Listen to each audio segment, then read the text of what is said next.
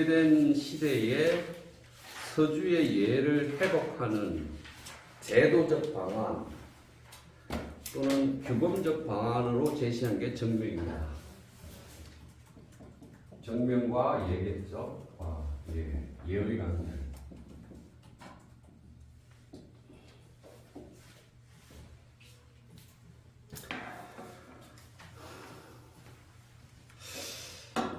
정명이라는 것은 질문이 제가 2018년도에 공자의 정명과 노자의 비상명이라는 제목의 소논문을 썼는데 이 논문에서 얘기를 좀 했어요. 명론이라는 것, 중국에서 명론이라는 게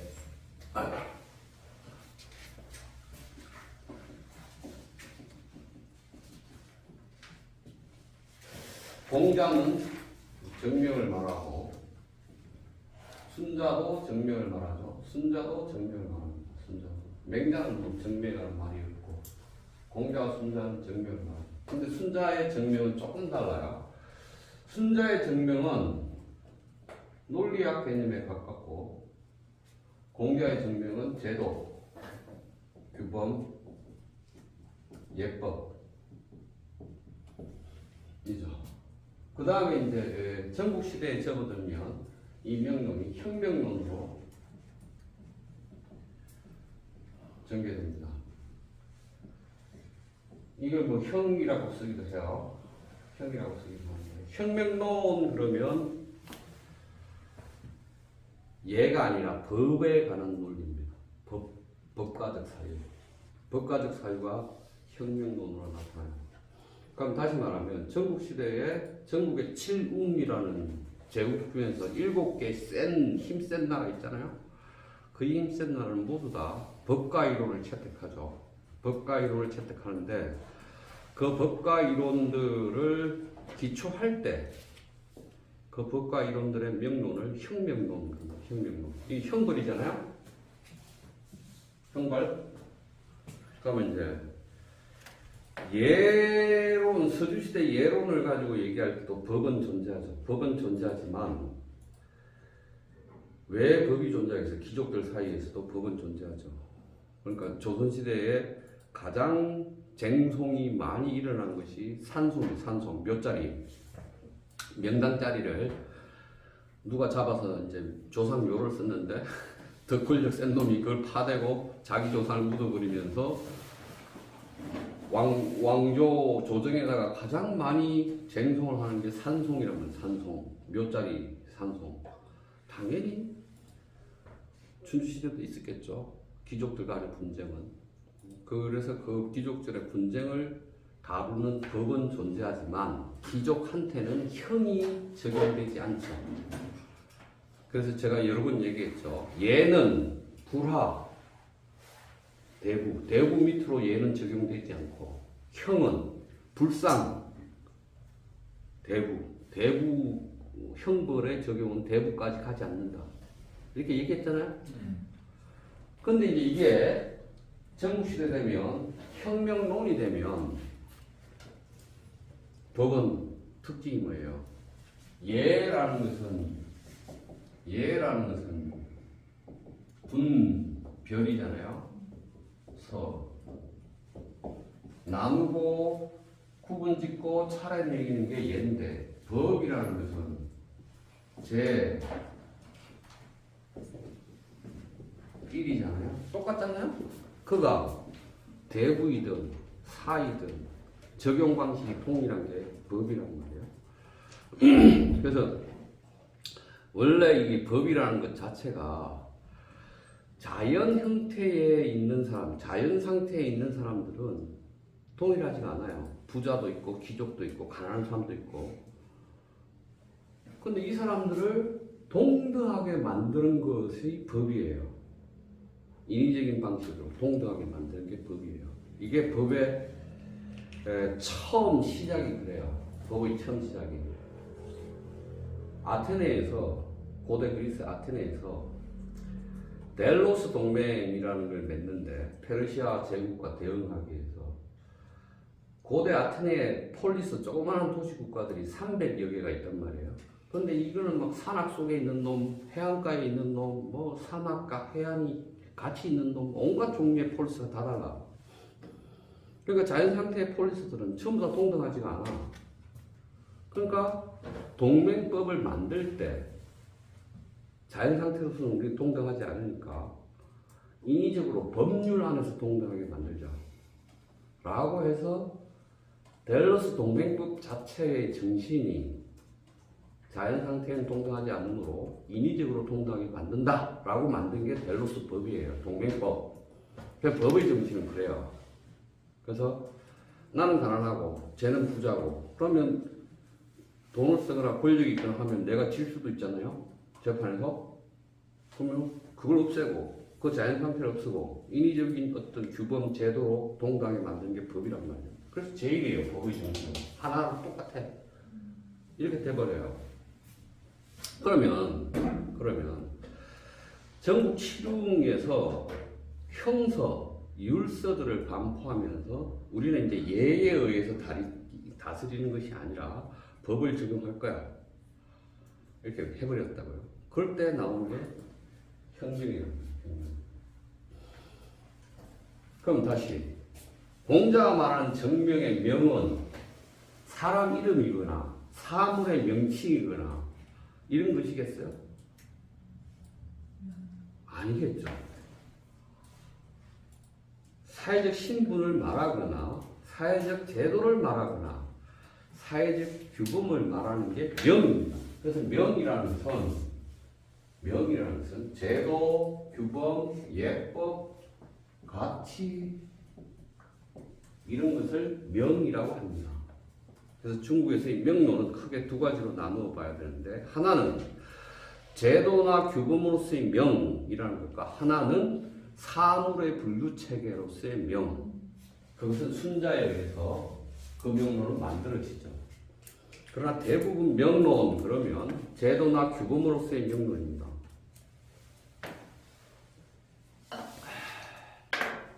자, 논어 자로편에 나옵니다. 논어 자로편에 뭐라고 얘기하냐면 그대 공자죠. 선생님하고 같이 정치를 하면 선생님은 장차 무엇을 먼저 하겠습니까? 라고 물었어요.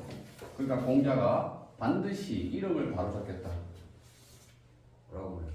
이름을 바로잡겠다. 이 말은 공자 당시에 춘추 시대 중기 후기 말기의 혼란상 예학의 붕괴가 명부정이라고 부릅니다. 명부정. 이름이 바르지 않아요. 명부정 상태 때문에 예학이 붕괴되었어요. 라고 공자는 보는 거죠.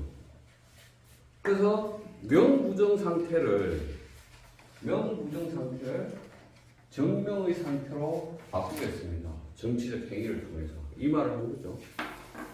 그러면 명부정이라는 게 뭘까요? 명부정이라는 게 대부가 왕을 죽이고 왕이 되거나 왕은 있는데 왕 노릇을 못하고 대부가 전행을 하고 있거나 이게 명부정이죠. 다시 대부가 왕을 하고 있어요. 왕을 죽이고 지가 왕을 하고 있어. 왕이 실권이 없어. 신하가 정치를 독단해. 정권을 독단해. 사하가 대부의 역할을 해. 이게 명부정이죠.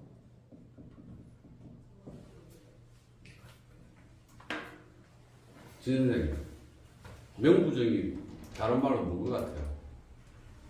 이 교수님 좀 전에 그 명에 대한 개념 정의에서 말씀하셨듯이 사회 어떤 규범, 제도 이런 것들이 무너졌다는 얘기 아니겠습니까? 그러니까 다시 명부정이라는 것은 예약이 붕괴됐다는 뜻이네요. 그죠? 그러니까 다시 얘기하면 명부정이 예약의 붕괴니까, 붕괴의 이유니까, 예약이 붕괴된 이유가 명부정이니까, 명부정을 정명으로 바꾸면 예약이 회복되겠네? 이게 공자의 주장이죠. 이게 공자의 주장입니다. 그러면 정명은 어떻게 해야 돼요? 정명의 방법은? 군분 신신해야죠. 그렇죠. 정확합니다. 그럼 군군 신신해야 합니다. 군군 신신 부부 자자소죠. 이걸 위명을 해요. 뒤에 거를 지명을 합니다.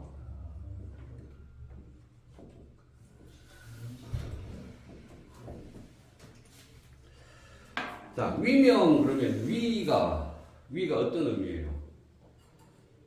그냥 그 자리에 맞는 이름?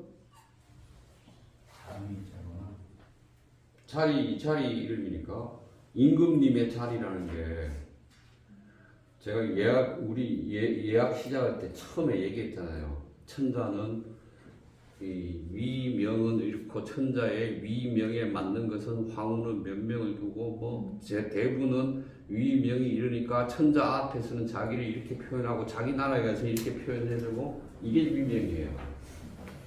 다시 말하면 예의 규범에 따른 그 자리의 이름 이 위명입니다. 그러면 직명은 뭘까? 직명. 내가 임금이면 임금이라는 위명, 왕이라는 위명을 가지고 있으면 왕에 해당하는 분이 있죠. 해야 할 일이 있어요. 그게 직명입니다. 그래서 위와 직이 일치하지 않으면 어떻게 돼요? 명부정. 그렇죠. 명부정입니다. 그러면 위명과 직명을 일치시키는 것은 무엇이 그렇게 일치되게 규정해 놨을까요? 예죠. 그렇죠? 자, 다시.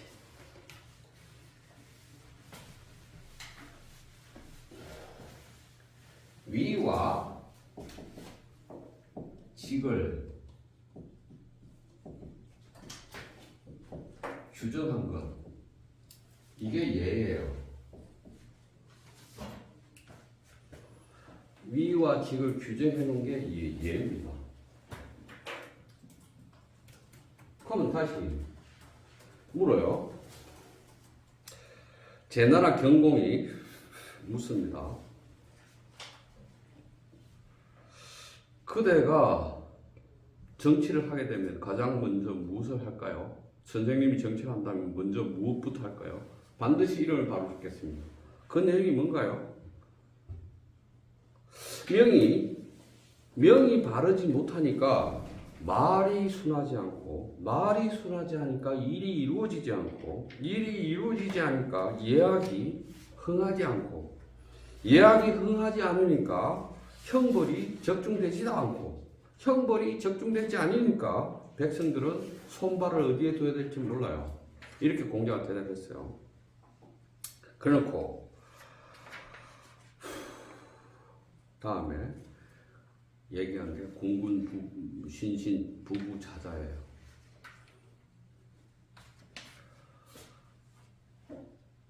신하라는 위명에 신하라는 직분이 일치하지 않거나 아버지라는 위명에 아버지 직명이 일치하지 않거나 자식이라는 위명에 자식의 직이 일치하지 않는 경우가 만연하다는 거죠. 그래서 그거를 다시 예의 질서에 따라 일치시켜내는 것이 혼란 붕괴된 예를 회복하는 길이다라고 얘기를 하는 거죠. 그래서 다시 말하면 정명과 예는 예의 규정과 규범 따라서 명의 내용들을 위명과 직명의 내용들을 바로잡겠다는 뜻입니다. 그래서 이것을 조선시대에 이익이라는 사람이 정확하게 읽어내죠. 조선시대 이익이라는 사람이 이렇게 말해요. 요 내용을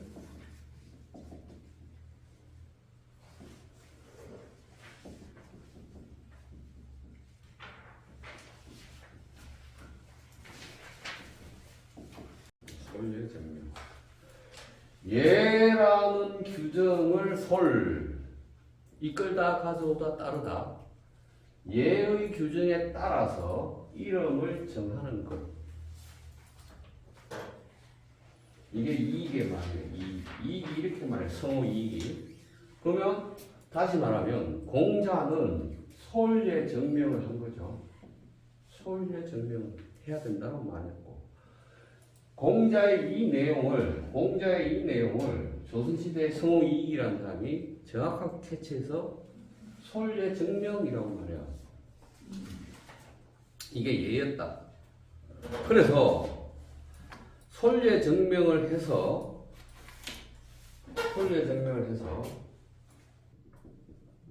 이렇게 말해요. 이익이 하는 말이 예를 기준으로 제도를 정하고 예를 세워서 이름을 바로잡아야 한다. 라는 말이야. 공자의 이 말은.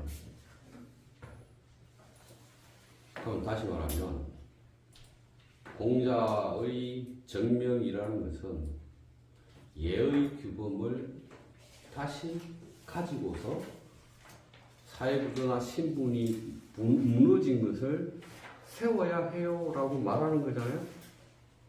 그쵸?